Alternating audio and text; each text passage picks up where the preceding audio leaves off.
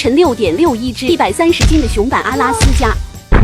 为了它，我凌晨4点起床，跑50公里过来。最近成都天气热，对于雪山这种8K 马狗狗实在是太染指了。我们早点出去了，走，我们把这个也给带上好不好？好看，还可以当口水灯儿。打扮的萌萌的，别人看到就不会有巨物恐惧症了。我这么几十年，第一次看到这么大的狗狗。叔叔说他活了几十年，第一次见这么大的狗。养血啊，长这么大，小孩子都能坐上去。我的奶，他们说骑狗烂裤裆，现在像狮子那个。狮子，叔叔别说别形容。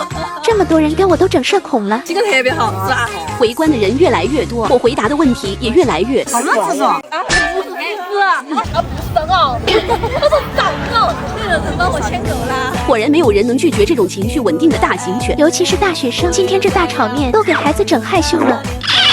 人气太高，耽搁的太久，气温已经上来了。虽然回家只有1公里，怕路上太热，只能给他叫辆宝宝巴士了。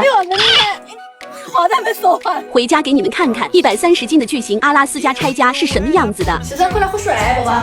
耶，你把那个饭盆抱到这噻。你看，你把饭多炫的，这里疯狂小狗专门给送奶进去的狗粮。这里头用的是新西兰进口的青口贝，还有牛软物。42天改善部位关节活力，专门为你这种大狗狗准备的哦。你快点口水流袋子里了。耶，那个嘴巴就进去了吗？这上面嵌着的彩色的东西是啥？16种蔬菜和水果哟，这里面肉都安排得那个好，果蔬肯定在更上，营养更均衡。偷偷告诉大家，尤其这种大型犬饭量很大，狗粮里的粗蛋白不是越高越好，而是要科学。像这种就很适合大型犬的需求了。狗狗拉稀软便也有可能是粗蛋白太高了。对头，有些家长巴不得那个粗蛋白40%、50%的，也不管狗儿吃拉不拉稀。你看它还边吃边藏，你们看它在外面是不是情绪很稳定？其实他们家还藏了它的大手笔。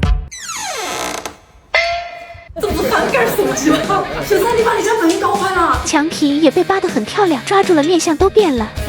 你怎么把门堵着呀？别躲了，咱们都这么熟了，会老老实实告诉你妈妈的。今晚有只大胖狗的天，怕是要塌喽。